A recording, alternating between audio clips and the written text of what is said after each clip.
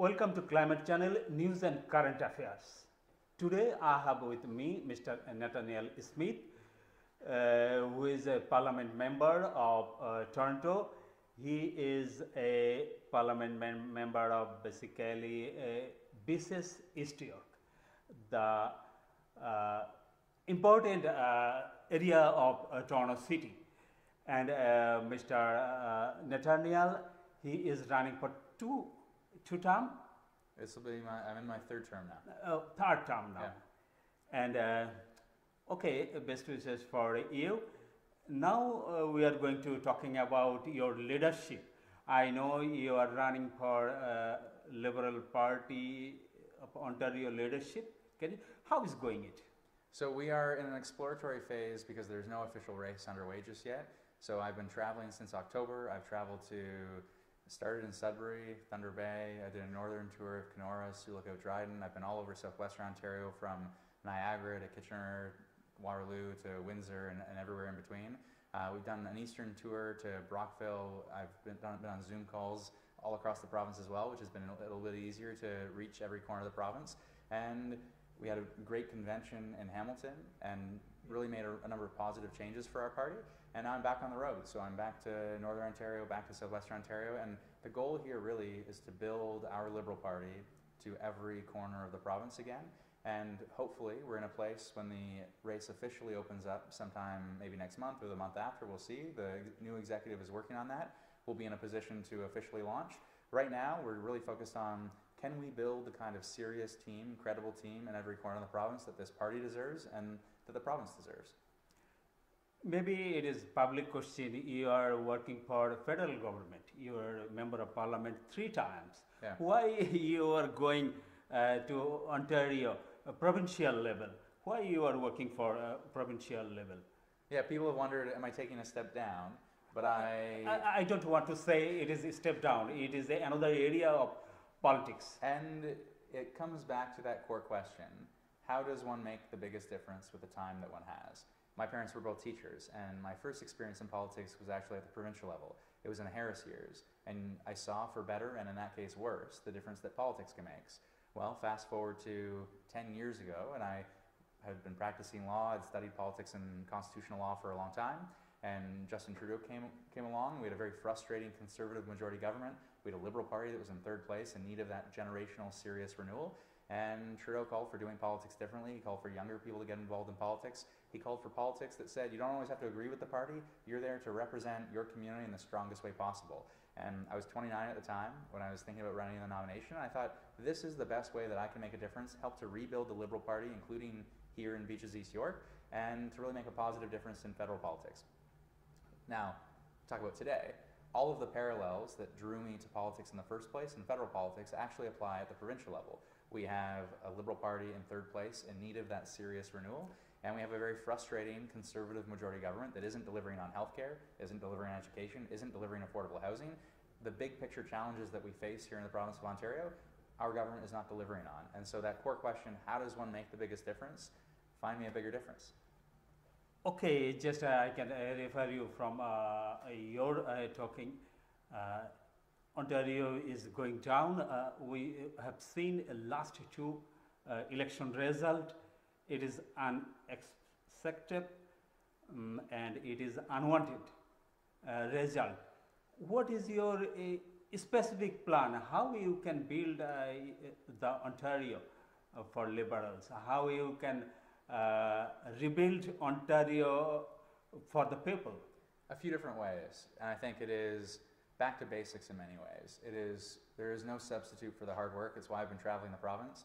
There's no substitute for the hard work of building in every corner of this province, finding the Liberal members to really engage them in volunteerism. Because what we've seen over the last 10 years at the provincial level is many staffers were doing the work of traditional volunteer work, and volunteerism atrophied in our party. And we need to remind everyone all across this province that politics, for better and for worse, and sometimes there are faults to politics, politics is the most important way we make a difference in the lives of those around us. And so I have to remind everyone that if you want better from your politics, the answer is participation. So that's one. 2, we have to speak to people where they're at. So whether it is you're in Northern Ontario, Southwestern Ontario, here in Toronto, People don't have family doctors. 2 million Ontarians don't have access to a family doctor. Mental health and addictions are impacting our communities up and down, whether it's the inability to afford a house for young Canadians or on people all across this province, whether it is environmental protections. You see a government that is moving backwards on environmental protections, and that is an issue that young people in particular are demanding action on. So you run down the list. Do they have a strong economic agenda? No. Do they have a strong healthcare agenda? No. Do they have any education agenda? No. On the core issues of the day that impact our daily lives, we as Liberals need to be there and speak to them. And then lastly, I would say, we can't just be the not Doug Ford party. We tried that. Didn't work. Doug Ford can swallow a bee. He can give himself a cheap haircut. There's a certain likability to him. We have to really speak to people when it comes to values. What does the Liberal Party stand for? And for me, why did I join the Liberal Party? It's because I care about seriousness and competence in government. I care about smart government. I care about fair and compassionate government for those in need. And I care about delivering on those values with honesty and integrity. And if we can speak to those values of competence, compassion, and integrity, I think we'll be very successful as a Liberal Party. Unfortunately, when you are running as a leader of Ontario, at times a number of people criticize about healthcare, about inflation, the federal government. How you face this criticism as a leader, new leader? Well, one, I would say I'm proud of many things that we've delivered as a federal Liberal government. There are hundreds of thousands of kids that aren't in poverty today because of our federal Liberal government.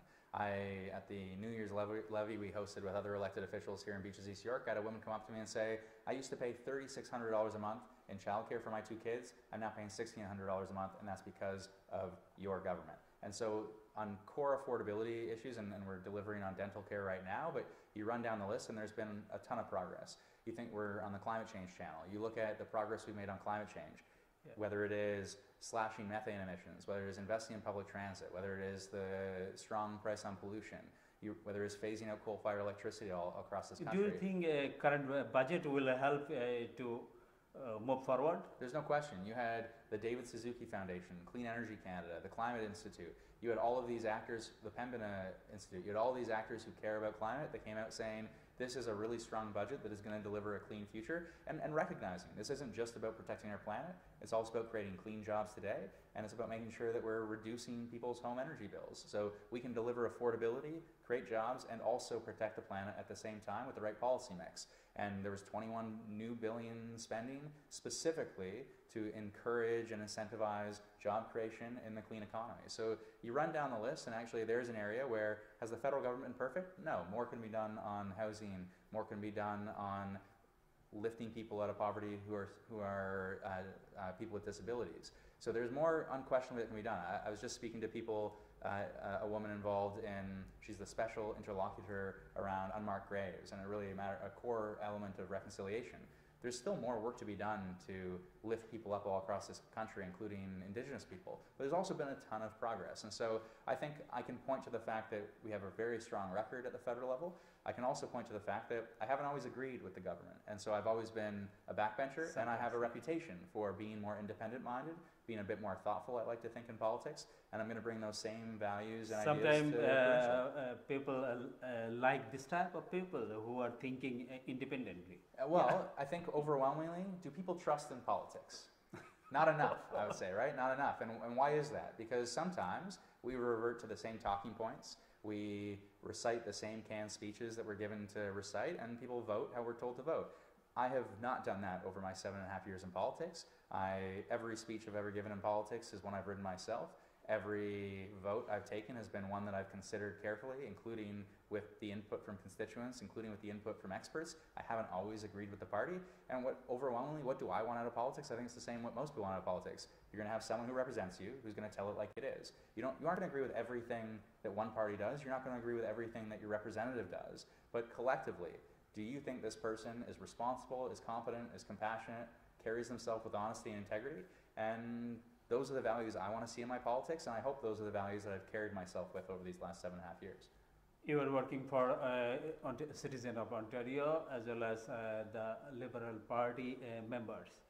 Do you need the community people like Bangladeshi Canadians, like others community people to help you to work together?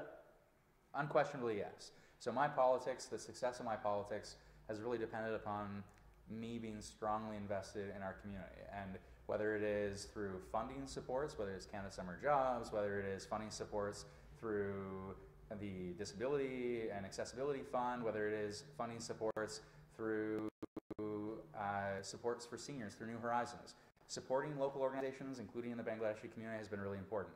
But also just in my own politics, we've got Eid prayer coming up, and I've attended Eid prayer for now, I think, going on 10 years in the community. I've just been, if I'm going to represent a community as strong and as vibrant as this one, I have to be involved and active in the community. And that's actually the challenge. It's both the, I'm optimistic about it, but it's also the challenge of representing a province. There are so many communities, and I've spent 7.5 to 10 years now between elected office and seeking elected office here, of really being involved and really being community minded. I need to take the exact same approach, but it's a challenge because in a very short period of time, I have to try to get as many places as I can and build relationships, because in my view, that trust and really valuable politics depends upon those really personal relationships. So yeah, our Bangladeshi community has been incredibly impactful in my own politics. I think there's a huge opportunity for the Bangladeshi community all across this province to play an instrumental role in the leadership. But it's not just the Bangladeshi community. It's,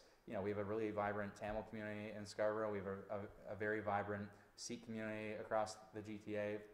We have a very vibrant Ismaili community, and in Beaches East York and beyond, we have a vibrant Chinese community, and so much more. And so this Friday I'll be at a Nepalese New Year celebration. So there's so many communities, and for me, it's really about reflecting on how can I be the best advocate and build relationships across all communities, whether it's the Jewish community, whether it is our Bangladeshi community, Pakistani Muslim community, and so much more. So yeah, it's hard though, because you've got to really focus on building personal relationships at the same time as you don't have that much time to get across the province, and so it's been I call it connection to all community. And I call it relentless team building. We're in the business of building the strongest, biggest team we can.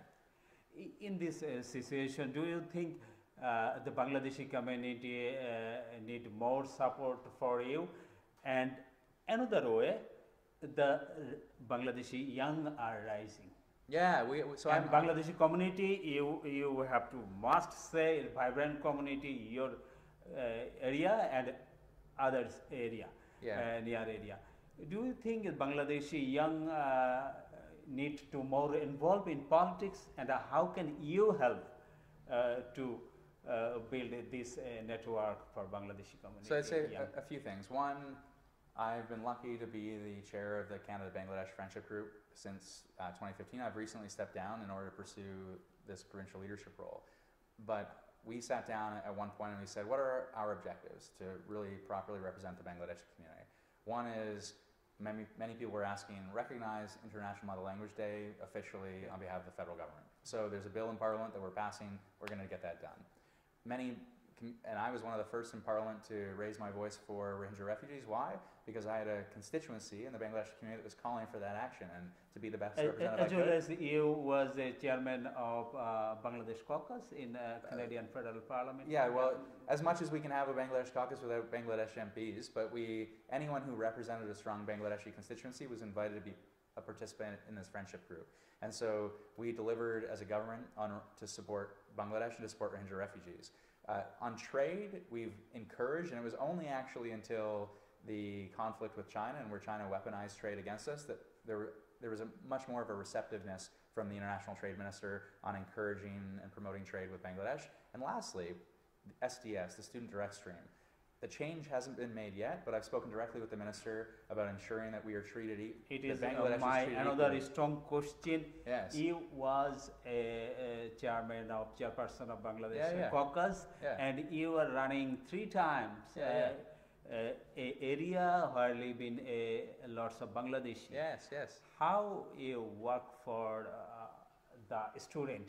How can easily come a student from Bangladesh like India and others? Yeah, exactly. We are not getting same facilities. It's going to happen though. So the minister hasn't. So it's supposed to happen in the fall. I've spoken with the minister, but this was one of my objectives. I mentioned a few objectives which we've delivered on. This was one objective which is not yet delivered on, but is going to be delivered on. The Minister Fraser and I have discussed this directly, and I was expecting an announcement in the fall. We're obviously past the fall, so we as a caucus need to revisit this and encourage action. I'm told that it's a matter of time now, and it's not a question of if, it's a question of when. But unquestionably, Bangladesh should be treated the same as Pakistan should be treated as other countries in the area. Of course, that's obviously true. I would say on engaging young people, because obviously delivering on issues for young people is a big part of that, including the student direct stream. But I would also say just broadly, speaking to issues that matter to young people, so whether it is education, whether it is protecting the environment, whether it is delivering on affordability for young people, especially as it relates to housing. Anyone under the age of 35, if you're not talking about housing affordability, you shouldn't be in this business. If you don't in this business. So I think meeting young people where they're at is really important on the issues they care about. The other thing is just to connect the issues they care about to politics. So I have young people who are Bangladeshi who work in my constituency office. Young Bangladeshi Canadians have been part of our volunteer summer liberal internship program and volunteering. So it's been a big part of our politics, but I would also say those are people who are active and care about politics already. But we have to get some space for them. Yeah, and well, there is. Unquestionably, there already is. My point is you have to get into schools and you have to get into universities and you have to get in front of young people and say, you might not like partisan politics. You might not like how it plays out. But here, if you care about housing affordability, if you can't buy a home, it tracks back to politics and exclusionary zoning and the fact we're not investing in building homes. If you care about protecting the environment, no one person can do this on their own. It tracks back to politics. If you want to make sure that every one of your classmates is well fed, it tracks back to politics. Need to more connect with community and community issues. and it's before the politics. Yeah, and to show them that there are faults to politics. There are the attack ads and the smears and the rote talking points and all of that. We can express our frustrations with our current political system, but that doesn't mean that politics isn't still the place where all the action happens. And if you don't participate, politics still goes on with or without you. Yeah. And so we have to remind young people that participation is the answer. Of any issue, you pick an issue, if you care about it, politics is the answer to that issue, and the only answer to that is participation. So there are specific issues to the Bangladeshi community, there are no question. My own experience, though, is the Bangladeshi community cares about the very same things that every other community cares about, which is affordability, which is making sure their kids are better off than they are, and making sure that you can get around the city, you can live in the city, and you can get around the city. And it's the same core issues that matter to the Bangladeshi community, to the Christian community, to it doesn't matter. It doesn't matter what. Everyone cares about the same issues at the end of the day, and we have so much more in common. Now there are specific issues to the Bangladeshi community around International Language Day, the connection of Bangladesh with Rohingya refugees, and trade and STS, and those are all issues that I've worked closely on. Yeah, I can about the related issue. I think Liberal Association of Bangladeshi Canadians, a group of Bangladeshi Canadians, a team of Bangladeshi Canadians who are working to build the Bangladeshi Canadian in mainstream politics, as well as they are working for Liberal Party. Not only your area, not only our area, they are working all over the Ontario. How you think about the issue? How can it more develop? So organization, this gets back to basics. We can talk about ideas, we can talk about the values we have as Liberals, we can talk about the need to travel the province. At the end of the day, we are going to be successful if we can build a very strong, serious team everywhere. And as part of that, it really comes back to basics on organization. We need volunteers, we need members, and we need people who are strong contributing members to our party if we're going to see our party succeed. And 10 years ago, we did this with our federal party. And now's the time to do it with our provincial party. And so the Liberal Association of Bangladeshi Canadians and any other organization that is focused on liberal values, rebuilding the Liberal Party, and engaging not only in Beaches East York, but in London and Windsor, all across the GTA and everywhere, and engaging Bangladeshi Canadians in politics, both in Ontario and across the country, it's critical. These are exactly the organizations that we need to rebuild our party successfully. Thank you very much. Just we are going back again, issue of trade, Bangladesh, Canada trade. We have a big gap between Bangladesh and Canada, trade gap. As a experienced with Bangladeshi, What do you think? How can we build the Bangladesh-Canadian business relationship or Bangladesh-Canadian political relationship? Well, one, I think I have long thought the Prime Minister should visit Bangladesh, for example, and I've encouraged him and his office to do just that on more than one occasion.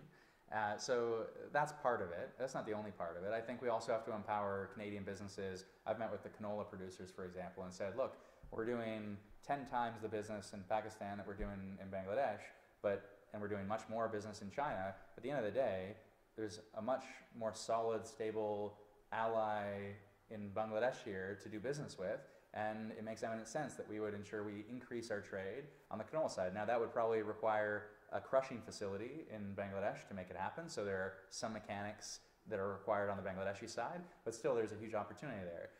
Similarly, when you look at whether it's pharmaceuticals, whether it's in textiles, there are huge opportunities to increase trade.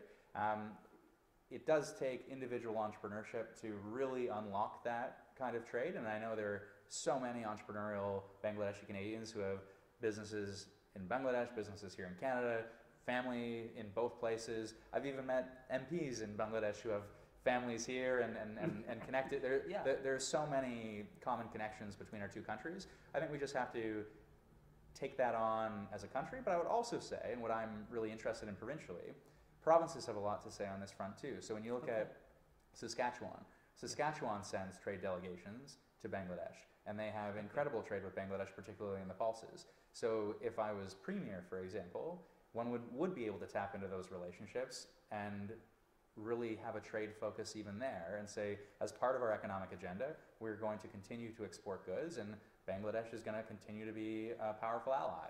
And I do think it's interesting. I think as liberals, we have to speak the language of fairness and compassion and deliver on homelessness, deliver poverty reduction. There's no question about it. We also have to have a very strong economic agenda and fiscal discipline, and trade should loom very large in that economic picture. Canada has a shortage of skilled worker, many areas. In Bangladesh, lots of skilled workers, skilled immigrants are there. How can you just invite the skilled Bangladeshi to Canada? It's not specific to one country in this case. The problem you're identifying is a real one, but it's not a problem that only Bangladesh would solve. It's a problem that is acute to Canada in terms of our labor force shortage in a number of different areas. If we want to pick on housing just as an example, but we can pick on the healthcare system too, we have a labor force challenge all across this country on really big, important issues. And are we going to solve it by just focusing on one country? No. We should have a smart immigration policy that embraces people from all countries. Now, I will say, when you look at the numbers, you ought to make sure that you aren't preferencing one country over another, and you ought to make sure there's equality between countries in this regard. And obviously, a country like Bangladesh, where there is such a strong connection and friendship, it makes eminent sense that you would say, we're going to have Bangladesh and we're going to have people coming from all across this country, all across this world, but we're also going to make sure that there's certain countries where we have a deep relationship with, that we're going to make sure that there are open doors. But I would say, principally, the focus has to be,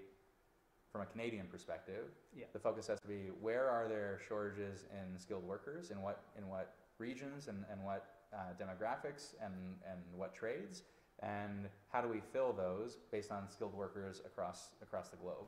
And it's you do see some countries, so for example, when you look at the caregiver pathway, the Philippines takes advantage of that in a really significant, serious way. So when it comes to Bangladesh, for example, one would have to sit down and say, whether it's Bangladesh, whether it is India, name your country, what are the skill sets coming out of institutions in Bangladesh that best match the skill sets we need here in Canada? And how do we encourage people to come? And not only come to Canada, how do we encourage people to then go to the places that we need them to go? So there's a Northern Ontario immigration pilot that's been extended that Sean Fraser's been a part of. There's obviously an Atlantic pilot in that regard as well. But how do we make sure that respecting people's rights and mobility, but you're also encouraging people to move to, stay in, live in, and raise families in the places where we desperately need them? So when you look at, for example, the lack of nurses or the lack of access to primary care teams, well, that's an issue that can in part be solved by bringing people in and making sure that the the training that people are doing to go from being a nurse in Bangladesh to being a nurse in Canada, one is able to do the conversion courses in Bangladesh as much as possible before they get here. There's smart little tweaks that you can do to those systems. But at the end of the day, we don't just want people to be in Toronto, we want people to be in rural areas, in northern areas. And so there has to be an active conversation about how do we encourage people, not just from Bangladesh, but from everywhere to come, and then to make sure they live and raise families in the places we need them. Okay, thank you for this area. Just we are the last part. Yeah, sure. You are very sympathized with climate change. I am also, you know, Climate Change our Channel, is yeah. Climate Channel. And I want to thank the Canadian government. They are working a lot for climate change, as well as they are working a lot for refugees who are suffering all Yeah. over the world. Yeah. Canada always inviting the refugee who are affected. You know me, Bangladesh is the more vulnerable country for climate change. Yes. Lots of climate refugee are there. If I don't want to say like this, why if you invite another refugee, why you not invite the climate change refugee? Climate change refugee is a big issue all over the world. Yep. It is a very serious issue for Bangladesh. My question is, if you a premier, if you or you as a leader, are you thinking about inviting climate refugee to Canada? So the Premier would have very little to say around refugee policy because it does fall squarely Government within policy. federal jurisdiction. But speaking I'm at the federal level, so we can talk about refugee policy.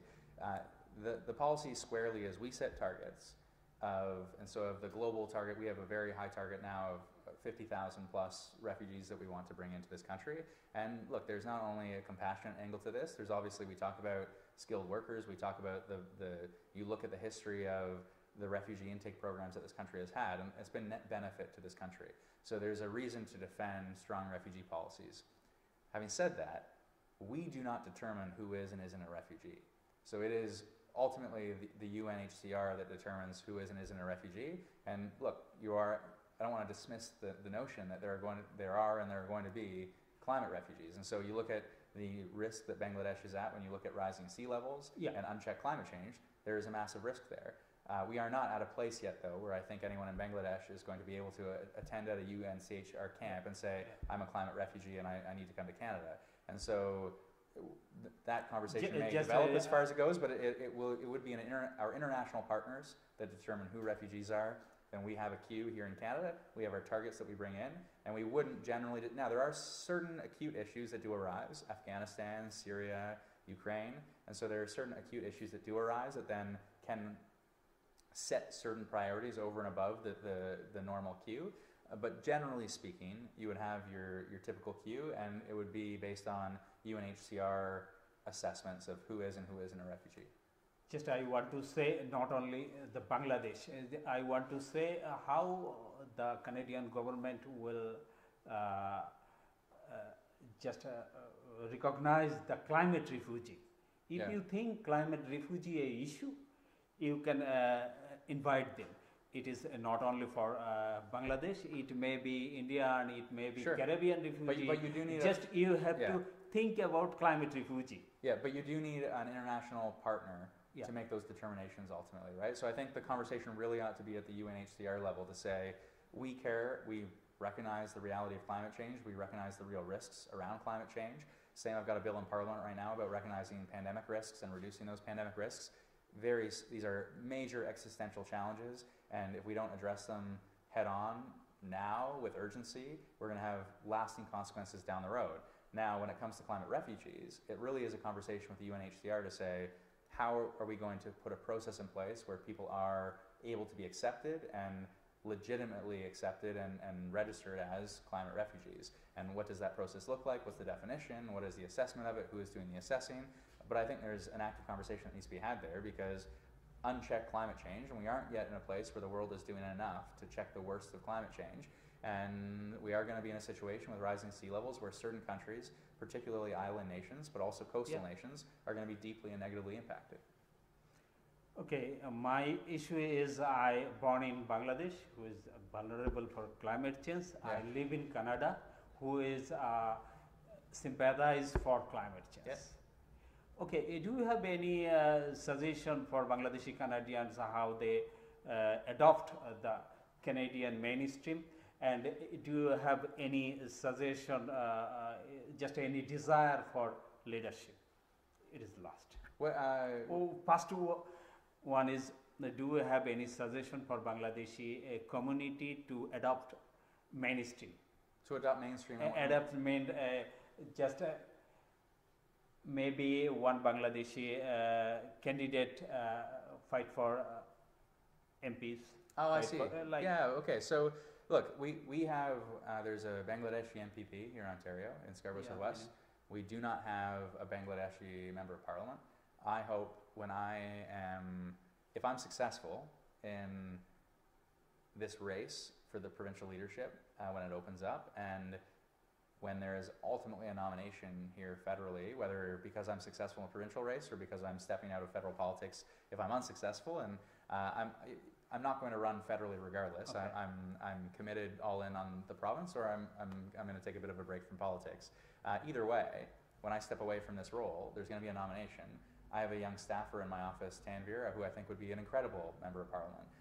There are others who I've met in the community, younger people, and I think we ought to be encouraging young people in the Bangladeshi community to think about politics and think about running for politics. I really do think it is a huge way that people can represent their community, but also represent the entire community in Beaches East York or in Scarborough Southwest. And there's a huge opportunity here in Beaches East York to do just that. So I'm optimistic that we'll be in a place where we're going to have in the coming years, based on my own experience, I can say. Best wishes for you. Yeah. We want to see you are a leader of Ontario. Yeah, thanks very much. Yeah. Okay. Yeah. Any other And then we wanna suggestion for see- vote? Well, just, and we want to see, so I really appreciate you saying you want to see me as the Ontario Liberal Party leader. I would similarly say young people in the Bangladeshi community should be thinking about volunteering for politics and getting involved so they can at some point run for office. I ran when I was a student at Queen's. I ran for city council and I lost miserably, okay? I learned everything not to do, and it was a great experience in politics. I was endorsed by the local papers, but I spent $300 and I got 300 votes, and I lost miserably. And that experience taught me a lot, and when I went to do it again at the age of 29, running a nomination, I was very successful. But it was that involvement in politics, learning for better and worse, what works, what doesn't. And you know what the lesson ultimately is? Be honest and be very community-minded. And if you're in it for the best interests of other people, you're gonna find great success in politics. Thank you. Do you have any thing about you want to say for the For the Ontarian leadership? or about leadership? Yeah, so we're at a place where we get to decide how we build and rebuild this Ontario Liberal Party. And we get to decide that in one really simple way, participation. So it is free to become a member of the Ontario Liberal Party. It is free to participate and vote for the next leader. And so if you are interested in getting involved, if you think we deserve better in our politics as I do, if you want to see that kind of competence and seriousness, compassion, fairness and integrity and honesty in our politics as I do, then go online, go to meetnate.ca and you can figure out what we're up to, but you can also go to the Ontario Liberal Party website, become a member for free, and then vote in the leadership and get involved, because your say and your involvement is going to dictate how successful this party ultimately is and how successful the province ultimately is. Thank you, Nathaniel Smith. Just come to us. And Climate Channel always with him who are working for community, who are working for climate change. You are the deaf people Thanks who very much. are working for both. Best wishes. Thank you. Really appreciate it. Yeah.